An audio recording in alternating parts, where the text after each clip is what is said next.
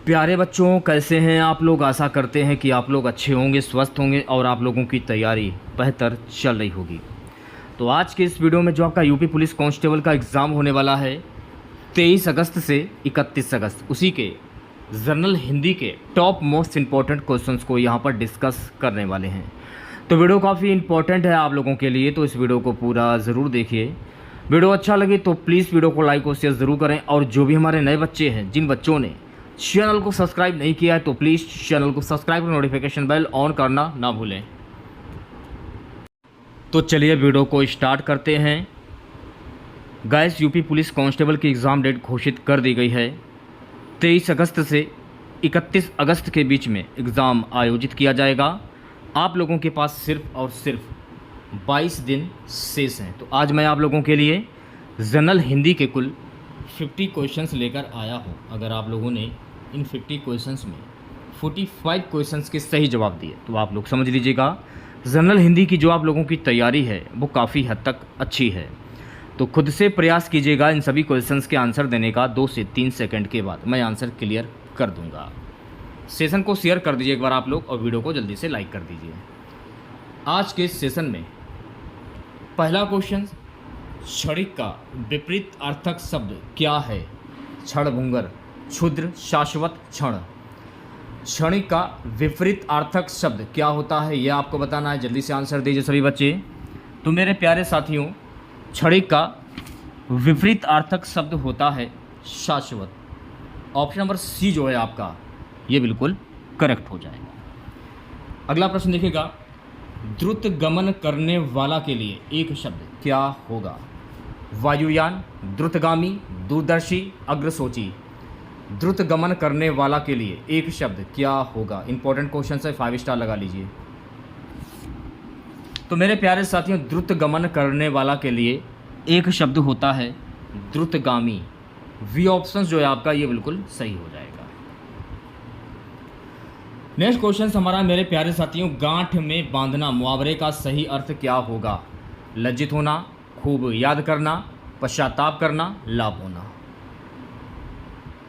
गांठ में बांधना मुहावरे का सही अर्थ क्या होगा। तो मेरे प्यारे साथियों, गांठ में बांधना इसका मुहावरा होता है खूब याद करना। ऑप्शन नंबर वी जो है आपका बिल्कुल सही हो जाएगा। मान लीजिए अगर ऑप्शंस में दिया जाए स्थायी रूप से याद रखना, तो आप इस पर भी टिक कर सकते हैं। नेक्स्ट क्वेश्चन देखिएगा मेरे प्यारे साथियों, 4 दिन की चांदनी मुहावरे का सही अर्थ क्या है। खूब प्रकाशित होना, थोड़े दिन का सुख, खत्म होना, बेफिक्र रहना। 4 दिन की चांदनी मुहावरे का सही अर्थ क्या होगा। इंपॉर्टेंट क्वेश्चन से 5 स्टार लगा लीजिए। तो मेरे प्यारे साथियों, 4 दिन की चांदनी मुहावरे का सही अर्थ होता है थोड़े दिन का सुख। ऑप्शन नंबर वी जो है आपका ये बिल्कुल सही हो जाएगा। ठीक है, नेक्स्ट क्वेश्चन देखेगा, हिंदी साहित्य में छंद शास्त्र की दृष्टि से पहली कृति कौन सी है। छंदमाला, छंद सागर, छंदोड़प, पिगल, छंद विचार। हिंदी साहित्य में छंद शास्त्र की दृष्टि से पहली कृति कौन सी है। इंपॉर्टेंट क्वेश्चन है, 5 स्टार नहीं 10 स्टार लगा लीजिए, पेपर में आने वाला क्वेश्चन। तो जो भी बच्चे ऑप्शन नंबर ए की ओर जा रहे हैं वो बच्चे बिल्कुल सही हो जाएंगे। छंदमाला। सेशन को शेयर कर दीजिए एक बार आप लोग, और वीडियो को लाइक कर दीजिए। नेक्स्ट क्वेश्चन देखिएगा मेरे प्यारे साथियों, मुंह तोड़ शब्द में कौन सा समास है।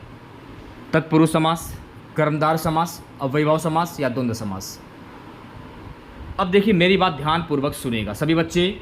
मुंह अलग है और तोड़ अलग है, दोनों को जोड़ दिया गया तो नया शब्द क्या बना, मुंह तोड़। तो आंसर क्या होगा, आंसर हो जाएगा तत्पुरुष समास, यानी कि ऑप्शन नंबर ए जो है आपका ये बिल्कुल सही हो जाएगा। सो गाइस, अगला प्रश्न हमारा है कि पाप पुण्य शब्द में कौन सा समास है। तत्पुरुष समास, कर्मधार समास, अव्ययभाव समास या द्वंद्व समास। पूरा टेस्ट लगाइएगा, पूरे 50 प्रश्नों का टेस्ट है। 20 से छोड़कर किसी भी बच्चों को नहीं जाना है। आप लोगों के पास सिर्फ और सिर्फ 22 दिन बचे हैं। तो इन 22 दिन में जितनी भी प्रैक्टिस आप कर सकते हैं हिंदी की, उतनी प्रैक्टिस कीजिए। अगर आप प्रश्न को रटेंगे, याद करने की कोशिश करेंगे, परिभाषा याद करेंगे, नियम याद करेंगे, तो आप हिंदी के क्वेश्चंस कभी नहीं कर पाएंगे। समझने की कोशिश कीजिए, शॉर्ट ट्रिक के माध्यम से प्रश्नों को सॉल्व करने की कोशिश कीजिए। इससे ये होगा कि एग्ज़ाम में टाइम की बचत भी होगी और आप ज़्यादा से ज़्यादा प्रश्न जो है एग्ज़ाम में अटैम्प्ट कर पाएंगे। पाप पुण्य में कौन सा समास होगा? इंपॉर्टेंट क्वेश्चन है, जल्दी से आंसर दीजिए सभी बच्चे। पाप पुण्य में कौन सा समास होता है? तो मेरे प्यारे साथियों पाप पुण्य में हो जाएगा द्वंद्व समास, यानी डी ऑप्शन जो है आपका ये बिल्कुल करेक्ट हो जाएगा।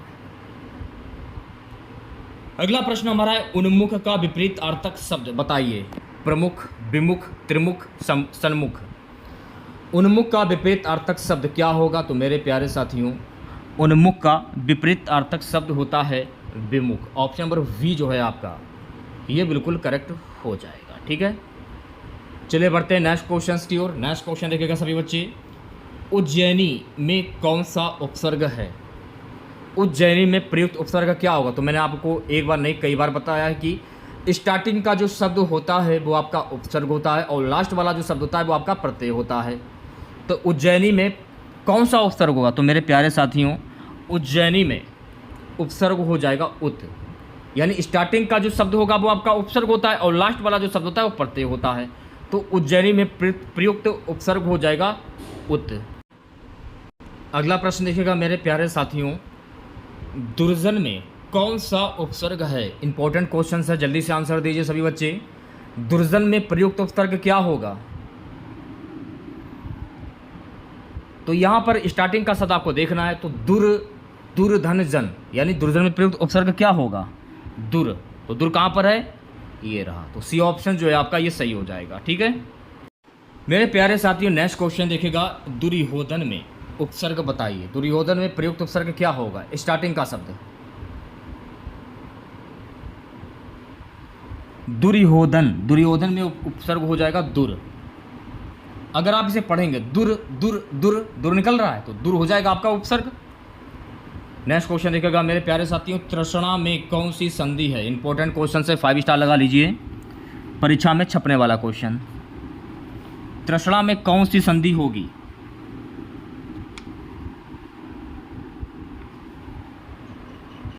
सबसे पहले आप इसकी संधि कर लीजिए। इसकी संधि क्या होगी?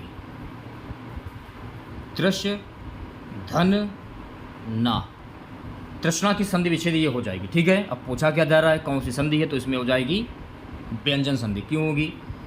जहाँ पर हलंत लगा हो या रा लगा हो नीचे की ओर तो वहाँ हो जाएगा स्वर संधि। पहचानने का तरीका मैंने आपको बताया है। सुबह नेक्स्ट क्वेश्चन हमारा है सदाचार में कौन सी संधि है? इंपॉर्टेंट क्वेश्चन है, 5 स्टार लगा लीजिए, परीक्षा में आने वाला क्वेश्चन। सदाचार में कौन सी संधि है? तो सदाचार की संधि क्या होती है? सत्य। देखिए वीडियो को ध्यानपूर्वक देखिएगा तभी आप लोगों के समझ में आएगा, ऐसा नहीं कि वीडियो छोड़ कर चले जाएं आप लोग। सत्य धन आचार। ठीक है, इसकी संधि आप लोगों ने कर ली। अब देखिए हलंत लगा है, जी हाँ बिल्कुल हलंत लगा है तो व्यंजन संधि हो जाएगी। ऑप्शन नंबर ए करेक्ट हो जाएगा। तोड़ना सीख लीजिए, संधि आप यूं उड़ा देंगे। ठीक है, अगला प्रश्न देखेगा। किस समास में दोनों पद मिलकर एक नया अर्थ प्रकट करते हैं? बहुप्रिय समास, द्वंद्व समास, कर्मधारय समास या तत्पुरुष समास? किस समास में दोनों पद मिलकर एक नया अर्थ प्रकट करते हैं? तो मेरे प्यारे साथियों बहुप्रिय समास में दोनों पद मिलकर एक नया अर्थ प्रकट करते हैं। या फिर आप ऐसे भी समझ सकते हैं कि जब किसी वाक्य में किसी प्रसिद्ध व्यक्ति या भगवान के नाम आ जाएं वहाँ पर होता है आपका बहुप्रिय समास। ऐसे भी समझ सकते हैं और ऐसे भी समझ सकते हैं आप लोग। तो ऑप्शन नंबर ए जो है आपका ये बिल्कुल सही हो जाएगा। ठीक है, नेक्स्ट क्वेश्चन देखेगा। दूध का दूध, पानी का पानी का अर्थ क्या होता है? तो मेरे प्यारे साथियों गलत न्याय, सही न्याय। दूध में पानी मिला होना, रिश्वत देना। दूध का दूध, पानी का पानी का अर्थ क्या होता है? तो मेरे प्यारे साथियों दूध का दूध, पानी का पानी, यानी कि सही न्याय। ऑप्शन नंबर वी जो है आपका ये बिल्कुल सही हो जाएगा। नेक्स्ट क्वेश्चन देखेगा। ठाड़े है ना द्रुम डारे गहे, धनु कांधे धरे करे सायक लय। उपरोक्त पंक्तियों में कौन सा छंद है? सवैया, बैरवे, सोटा, उलाला। डाड़े हैं, नो द्रुम डार गहे, धनु कांधे धरे एक सायक लय। उपरोक्त पंक्ति में कौन सा छंद है? इंपॉर्टेंट क्वेश्चन है, तो जो भी बच्चे ऑप्शन नंबर ए की ओर जा रहे हैं वो बच्चे बिल्कुल करेक्ट हो जाएंगे। यहाँ हो जाएगा सवैया। अगला प्रश्न हमारा है कि कोई पत्ता नवल तरु का पीत जो हो रहा हो तो प्यारे के द्रग युगल के सामने ला उसे ही, धीरे धीरे संभल रखना और उन्हें यो बताना, पीला होना प्रबल दुख से प्रसिता सा हमारा उपरोक्त पंक्तियों में कौन सा अलंकार है? मलिनी, मंदाक्रांता, उपेंद्र प्रजा, द्रुत विलंबित। कौन सा अलंकार इसमें होगा? तो मेरे प्यारे साथियों मंदाक्रांता। ऑप्शन नंबर वी जो है आपका ये बिल्कुल सही हो जाएगा। सेशन को शेयर कर दीजिए एक बार आप लोग और वीडियो को लाइक कर दीजिए। नेक्स्ट क्वेश्चन देखिएगा मेरे प्यारे साथियों, यहाँ पर आपको शुद्ध वर्तनी की पहचान करनी है, ठीक है। तो शुद्ध वर्तनी की पहचान आप कैसे करेंगे वो मैं आपको बता देना चाहता हूँ। तो आंसर आपका जो है हो जाएगा कौतूहल। सी ऑप्शन जो है आपका ये बिल्कुल करेक्ट हो जाएगा। सो गाइस नेक्स्ट क्वेश्चन हमारा है, मानक हिंदी में पश्चिमी हिंदी की किन ध्वनियों का लोप हो गया है? द्वित, मूल, एकल, संयुक्त। मानक हिंदी में पश्चिमी हिंदी की किन ध्वनियों का लोप हो गया है यह आपको बताना है। तो मेरे प्यारे साथियों द्वित यानी ऑप्शन नंबर ए जो है आपका ये बिल्कुल सही हो जाएगा। अगला प्रश्न हमारा है, सही वर्तनी वाला शब्द चुनिए। यहाँ पर आपको शुद्ध वर्तनी की पहचान करनी है। ऑप्शन नंबर ए जो है आपका अपवंचक, इसकी ये शुद्ध वर्तनी हो जाएगी, तो ए ऑप्शन करेक्ट हो जाएगा। सो गाइस नेक्स्ट क्वेश्चन हमारा है, क्वेश्चन क्या है कि हिंदी की उपभाषाओं की संख्या कितनी होती है? 8, 13, 7 या 5। तो मेरे प्यारे साथियों हिंदी की उपभाषाओं की संख्या होती है 5। तो ऑप्शन नंबर डी जो है आपका ये बिल्कुल सही हो जाएगा। अच्छा ये बताइएगा आप लोग, हिंदी भाषा में कितनी बोलियां होती हैं? ये भी प्रश्न पेपर में पूछा जा सकता है, तो आपको ध्यान में रखना हिंदी भाषा में कुल 18 बोलियां हैं, ये आपको ध्यान में रखना है, ठीक है। और दूसरी बात ये भी आपको ध्यान में रखना है कि हिंदी साहित्य में जिन 22 बोलियों की आप बात कर रहे हैं वो 22 बोलियां नहीं 22 भाषाएं हैं, ठीक है। अगला प्रश्न देखेगा मेरे प्यारे साथियों, अधीर का पर्यायवाची शब्द क्या होगा? सुधीर, गंभीर, व्यग्र, उज्बक। अधीर का पर्यायवाची शब्द क्या होगा? तो मेरे प्यारे साथियों अधीर का पर्यायवाची शब्द होता है व्यग्र, यानी सी ऑप्शन जो है आपका ये बिल्कुल करेक्ट हो जाएगा, ठीक है। नेक्स्ट क्वेश्चन देखेगा, अनार का पर्यायवाची शब्द क्या होता है? शुकोदन, दाड़िम, रामबीज या ये सभी। तो जो भी बच्चे ऑप्शन नंबर वी की ओर जा रहे हैं वो बच्चे बिल्कुल करेक्ट हो जाएंगे। अनार का पर्यायवाची शब्द होता है दाड़िम। अगर ऑप्शंस में सुनील, रामबीज, सुप्रिय, मणिबीज, विदाना दिया हो तो आप इन पर भी टिक कर सकते हैं, क्योंकि ये सभी शब्द अनार के पर्यायवाची शब्द हैं। नेक्स्ट क्वेश्चन देखेगा मेरे प्यारे साथियों, उत्कृष्ट का विलोम शब्द क्या होगा? अपकृष्ट, व्यर्थ, निकृष्ट, विकराल, यानी इसका उल्टा। उत्कृष्ट का विलोम शब्द होता है निकृष्ट, यानी सी ऑप्शन जो है आपका ये बिल्कुल करेक्ट हो जाएगा। नेक्स्ट क्वेश्चन देखेगा मेरे प्यारे साथियों, गुण युक्त किस प्रकार का समास है? अब देखिए गुण तो अलग है और युक्त अलग है। जब आपने गुण के साथ में युक्त को जोड़ दिया तो मिलकर क्या बना? गुण से युक्त, यानी गुण युक्त। तो जब भी ऐसा हो, जब दो शब्द दिए गए हों, दोनों शब्द को जोड़कर एक नया शब्द बने, तो वहाँ होता है तत्पुरुष समास। वी ऑप्शन जो है आपका ये बिल्कुल सही हो जाएगा, ठीक है। नेक्स्ट क्वेश्चन देखेगा, निम्नलिखित में से कौन सिंह का पर्यायवाची नहीं है? शार्दूल, मृगेंद्र, केशी, तड़ित। तो मेरे प्यारे साथियों तड़ित जो है ना ये सिंह का पर्यायवाची शब्द नहीं है। तो मेरे प्यारे साथियों तड़ित जो है ना ये विद्युत का पर्यायवाची शब्द है। शार्दूल हुआ, मृगेंद्र हुआ, केशी हुआ, ठीक है। ये सभी शब्द सिंह के पर्यायवाची शब्द हैं, लेकिन तड़ित जो है ना ये सिंह का पर्यायवाची शब्द नहीं बल्कि ये विद्युत का पर्यायवाची शब्द है, ठीक है। नेक्स्ट क्वेश्चन देखेगा, निम्नलिखित में से महादेव का पर्यायवाची शब्द क्या होगा? हिमकर, शीतांशु, धूर्जटी, अंशुमाली। धूर्जटी जो है ना ये महादेव का पर्यायवाची शब्द हो जाएगा, तो सी ऑप्शन जो है आपका करेक्ट हो जाएगा। देखिए महादेव के पर्यायवाची शब्द होते हैं, ऑप्शंस में अगर मान लीजिए दिया जाए रुद्र, शंकर, अमृतोश्वर, उमेश, कैलाशनाथ, शंभु, महेश्वर, नीलकंठ, आशुतोष, गिरीश, पशुपति। ये सभी शब्द शंकर के पर्यायवाची शब्द हैं महादेव के, ठीक है। अगला प्रश्न हमारा है कि शबनवय का सही संधि विच्छेद क्या होगा? इंपॉर्टेंट क्वेश्चन है, 5 स्टार लगा लीजिए। शम धन अनुधन अय, ऑप्शन नंबर सी जो है आपका ये बिल्कुल सही हो जाएगा। चलिए बढ़ते हैं नेक्स्ट क्वेश्चंस की ओर। नेक्स्ट क्वेश्चंस देखेगा सभी बच्चे, चिड़ियाँ आकाश में उड़ रही हैं, वाक्य में उड़ क्रिया किस प्रकार की है? चिड़ियाँ आकाश में उड़ रही हैं, वाक्य में उड़ क्रिया किस प्रकार की है? सकर्मक, अकर्मक, यौगिक, संयोजक। तो मेरे प्यारे साथियों, चिड़िया आकाश में उड़ रही हैं, अकर्मक क्रिया हो जाएगी। तो वी ऑप्शन जो है आपका ये बिल्कुल सही हो जाएगा। नेक्स्ट क्वेश्चन देखेगा मेरे प्यारे साथियों, प्रतिदिन किस समास का उदाहरण है? अव्ययभाव, कर्मधार, तत्पुरुष, बहुप्रिय समास। जहाँ पर यथा आ जाए, अनु आ जाए, प्रति आ जाए, बड़ा आ जाए, भर आ जाए, उद आ जाए, हर आ जाए, जहाँ पर ये शब्द आ जाए वहाँ पर होता है अव्ययभाव समास। ठीक है, जैसे कि प्रतिदिन दिया, देखिए प्रतिदिन ये दिया है, स्टार्टिंग का शब्द देखिए प्रतिदिन दिया है, जैसे कि यथोचित, अनुप्रति, प्रतिदिन, आडंबर, भरपेट, उदय, हर दिन, ये सभी शब्द अव्ययभाव समास के उदाहरण है। ठीक है, ये आपको ध्यान में रखना है। बढ़ते हैं नेक्स्ट क्वेश्चन की ओर। मेरे पांचों लड़के शहर में पढ़ते हैं, इस वाक्य में पांचों में कौन सा विशेषण है? सार्वनामिक विशेषण, संख्यावाचक विशेषण, परिमाणवाचक विशेषण, गुणवाचक विशेषण। मेरे पांचों लड़के शहर में पढ़ते हैं, तो मेरे पांचों लड़के यानी यहाँ 5 जो शब्द आ रहा है तो यहाँ पर हो जाएगा संख्यावाचक विशेषण। तो वी ऑप्शन जो है आपका ये सही हो जाएगा। ठीक है, नेक्स्ट क्वेश्चन देखिएगा मेरे प्यारे साथियों, तुम्हारे घर में कौन है? इस वाक्य में किस कारक का प्रसर्ग का प्रयोग हुआ है? का। अब यहाँ पर जो मेन कॉमन है वो है का। तो कर्ता ने कर्म को करण के द्वारा संप्रदान के लिए अपादान से किस कारक का प्रसर्ग प्रयुक्त है? अब कर्ता ने कर्म को का, अब कर्म तो इसमें है नहीं, अब इसमें आ जाता है माँ। क्या बोला? कर्ता ने कर्म को करण के द्वारा संप्रदान के लिए अपादान से संबंध का के की, अधिकरण में पर। तो यहाँ पर जो आपका में आ रहा है, जो मेन जो कॉमन जो आपका है वो है में। तो में किस में आता है? मेन आता है संप्रदान कारक में।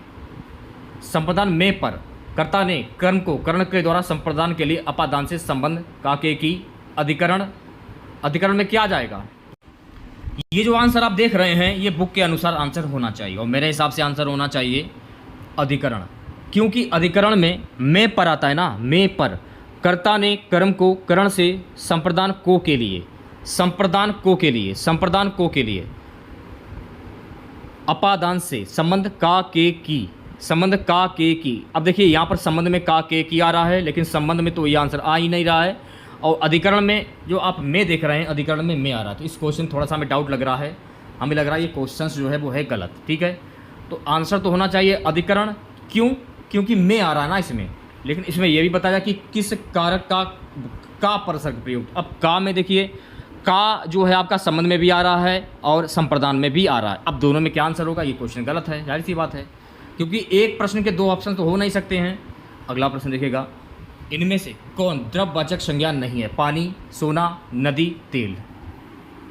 तो मेरे प्यारे साथियों, नदी जो है ना, नदी एक नाम है। ठीक है, नदी जो कि द्रव्यवाचक संज्ञा नहीं है, तो सी ऑप्शन जो है आपका करेक्ट हो जाएगा। नेक्स्ट क्वेश्चन देखिएगा, निम्नलिखित में से कौन जातिवाचक संज्ञा है? महाभारत, जापान, भाई, लोहा। तो यहाँ पर आपको जातिवाचक संज्ञा की पहचान करनी है। तो मेरे प्यारे साथियों, भाई जो है ना ये जातिवाचक संज्ञा हो जाएगी, तो सी ऑप्शन जो है आपका करेक्ट हो जाएगा। ठीक है, नेक्स्ट क्वेश्चन देखिएगा, निम्न में से कौन शब्द तत्सम नहीं है? कौन सा शब्द तत्सम नहीं है? ऐसे शब्द जो संस्कृत भाषा से निकले हों वो तत्सम शब्द कहलाते हैं। अब इसमें ये कह रहा है कि कौन सा शब्द तत्सम नहीं है, तो आम जो है ना, आम ये तत्सम शब्द नहीं है, तो सी ऑप्शन जो है आपका करेक्ट हो जाएगा। नेक्स्ट क्वेश्चन हमारा, दुग्ध तत्सम शब्द का तद्भव शब्द रूप क्या होगा? दुग्ध तत्सम शब्द का तद्भव रूप क्या होता है? तो मेरे प्यारे साथियों, दुग्ध तत्सम शब्द का तद्भव रूप क्या होता है? दूध होता है। तो वी ऑप्शन जो है आपका ये बिल्कुल करेक्ट हो जाएगा। ठीक है, अगला प्रश्न देखेगा मेरे प्यारे साथियों, 87, निम्न में से किस शब्द में शुद्ध मात्रा प्रयुक्त हुई है? रेणु, रेणु या रेणु। निम्न में किस शब्द में शुद्ध मात्रा प्रयुक्त हुई है आपको बताना है। तो जो भी बच्चे ऑप्शन नंबर सी की ओर जा रहे हैं वो बच्चे बिल्कुल करेक्ट हो जाएंगे। सो गाइस, नेक्स्ट क्वेश्चन हमारा है, जो भाषा देश की जनता की जागृति से जुड़कर व्यापकता ग्रहण करती है वो भाषा कौन सी है? राजभाषा, राष्ट्रभाषा, परिनिष्ठित भाषा, अलंकृत भाषा। अब इसमें हम तुमको क्या बताएं? एक्स्ट्रा फैक्ट में कुछ भी नहीं है, सिर्फ क्वेश्चन को देखना है और समझना है आपको। तो वी ऑप्शन जो है आपका ये बिल्कुल सही हो जाएगा। सेशन को शेयर कर दीजिएगा एक बार आप लोग, वीडियो को लाइक कर दीजिए। सो गाइस नेक्स्ट क्वेश्चन देखिएगा, आस्तिक का विपरीत अर्थक शब्द क्या होगा? अंध आस्था, अंधविश्वासी, नास्तिक, ऋणवादी। आस्तिक का विपरीत अर्थक शब्द क्या होगा? तो मेरे प्यारे साथियों, आस्तिक का विपरीत अर्थक शब्द होता है नास्तिक। तो सी ऑप्शन जो है आपका ये बिल्कुल सही हो जाएगा। 90 क्वेश्चन देखिएगा, निम्नलिखित में से कौन वाणिक व्रत नहीं है? द्रुत, विलंबित, मालिनी, घनाश्री, मतगयंध। निम्नलिखित में कौन वाणिक व्रत नहीं है, यह आपको बताना है। तो मेरे प्यारे साथियों, घनाश्री जो है ना, ये वाणिक व्रत नहीं है। तो सी ऑप्शन जो है आपका ये बिल्कुल सही हो जाएगा। अगला प्रश्न, उत्तर मध्य काल को क्या कहा जाता था? भक्ति काल, आदिकाल, रीतिकाल या आधुनिक काल। तो मेरे प्यारे साथियों, उत्तर मध्यकाल को क्या कहा जाता? तो उत्तर मध्यकाल को कहा जाता था रीतिकाल। तो सी ऑप्शन जो है आपका ये बिल्कुल करेक्ट हो जाएगा। नेक्स्ट क्वेश्चन देखिएगा, नेक्स्ट क्वेश्चन है गाइस कि कान लगाना किस मुहावरे का अर्थ है? ध्यान देना, सावधान करना, ध्यान ना देना, पीठ पीछे शिकायत करना यानी बहकाना। कान लगाना किस मुहावरे का अर्थ है? तो मेरे प्यारे साथियों, कान लगाना यानी ध्यान देना, ध्यानपूर्वक उसकी बातों को सुनना। ऑप्शन नंबर ए जो है आपका ये सही हो जाएगा। ठीक है, नेक्स्ट क्वेश्चन देखिएगा, निम्न में से कौन सा शब्द शुद्ध है? तो यहाँ पर देखिए आपको शुद्ध शब्द की पहचान करनी है। तो वर्त्सना, वर्त्सना ऐसे लिखा जाता है। तो ऑप्शन नंबर ए सही हो जाएगा। सो गाइस नेक्स्ट क्वेश्चन देखिएगा, मोहन ने कहा कि वह नहीं आएगा। इस वाक्य में मोहन ने कहा क्या है? उपवाक्य, सरल वाक्य, पदबंध, संयुक्त वाक्य। उपवाक्य, ऑप्शन नंबर ए जो है आपका ये बिल्कुल करेक्ट हो जाएगा। ठीक है, नेक्स्ट क्वेश्चन देखिएगा, निम्नलिखित में से किस संज्ञा का प्रयोग प्राय एक वचन में होता है? द्रव्यवाचक, जातिवाचक, व्यक्तिवाचक, इनमें से कोई नहीं। किस संज्ञा का प्रयोग प्राय एक वचन में होता है? तो मेरे प्यारे साथियों, द्रव्यवाचक संज्ञा का प्रयोग प्राय एक वचन में होता है। ए ऑप्शन जो है आपका ये बिल्कुल करेक्ट हो जाएगा। निर्देश प्रश्न संख्या 96 से 97, निम्नलिखित प्रत्येक वाक्य के नीचे 4 विकल्प दिए गए हैं। उनमें कोई एक विकल्प उक्त वाक्य का शुद्ध रूप है, उसका चयन करना है। ठीक है, कमरा लोगों से लबालब भरा है। अब इसमें 4 ऑप्शंस आपके सामने है। कमरा कैसे भरा है, क्या कहेंगे आप? तो कमरा जो है लोगों से ठसाठस भरा है, ये कहेंगे ना आप लोग। तो ऑप्शन नंबर ए जो है आपका ये बिल्कुल सही हो जाएगा। मेरा काला बकरी मीठा दूध देती है। अब ये तो होगा नहीं, क्या होगा? मेरी काली बकरी मीठा दूध देती है। तो वी ऑप्शन जो है आपका ये सही हो जाएगा। ठीक है, नेक्स्ट क्वेश्चन देखेगा, जयशंकर प्रसाद की कामायनी किस वर्ष प्रकाशित हुई थी? वर्ष 1924, वर्ष 1930, वर्ष 1936, वर्ष 1950। जयशंकर प्रसाद की कामायनी किस वर्ष प्रकाशित हुई थी? तो मेरे प्यारे साथियों, ये प्रकाशित हुई थी वर्ष 1936 में। तो सी ऑप्शन जो है आपका करेक्ट हो जाएगा। वीणा किस कवि कवित्री का काव्य संग्रह है? सुमित्रा नंदन पंत, सूर्यकांत त्रिपाठी निराला, महादेवी वर्मा, जयशंकर प्रसाद। वीणा किस कवि कवित्री का काव्य संग्रह? सुमित्रा नंदन पंत। तो ऑप्शन नंबर ए जो है आपका ये बिल्कुल सही हो जाएगा। लास्ट क्वेश्चन रहेगा आज की इस क्लास का, देशभक्ति शब्द में कौन सा समास? देखिए, देश अलग है और भक्ति अलग, दोनों को जोड़ दिया गया, क्या हुआ? देश में भक्ति या देश की भक्ति, ये भी कह सकते हैं आप लोग। तो जब भी ऐसा हो तो वहाँ पर कौन सा समास होता है? संप्रदान तत्पुरुष। तो सी ऑप्शन जो है आपका बिल्कुल करेक्ट हो जाएगा। ठीक है, और आपको ध्यान रखना कि संप्रदान में क्या आएगा? संप्रदान में को के लिए, तो आप ये कह सकते हैं देश की भक्ति, क्योंकि उस व्यक्ति के लिए उसके देश की भक्ति उसके लिए सर्वोपरि है, तो ऐसे कह सकते हैं। तो सी ऑप्शन जो है आपका बिल्कुल करेक्ट हो जाएगा। तो इस बारे इस क्लास में हम लोगों ने जनरल हिंदी के कुल 50 क्वेश्चंस डिस्कस किए, जो कि आपके यूपी पुलिस कांस्टेबल एग्जाम के लिए काफ़ी इंपॉर्टेंट है। तो 50 में आप लोगों ने कितने प्रश्नों के सही जवाब दिए कमेंट बॉक्स में जरूर बताइएगा। अगर आप लोगों को वीडियो अच्छा लगा हो तो प्लीज़ वीडियो को लाइक और शेयर जरूर करें, और जो भी हमारे नए बच्चे हैं, जिन बच्चों ने चैनल को सब्सक्राइब नहीं किया, तो प्लीज़ चैनल को जरूर सब्सक्राइब करें और नोटिफिकेशन बेल ऑन करना ना भूलें। मिलता है नेक्स्ट वीडियो के साथ। जय हिंद, जय भारत।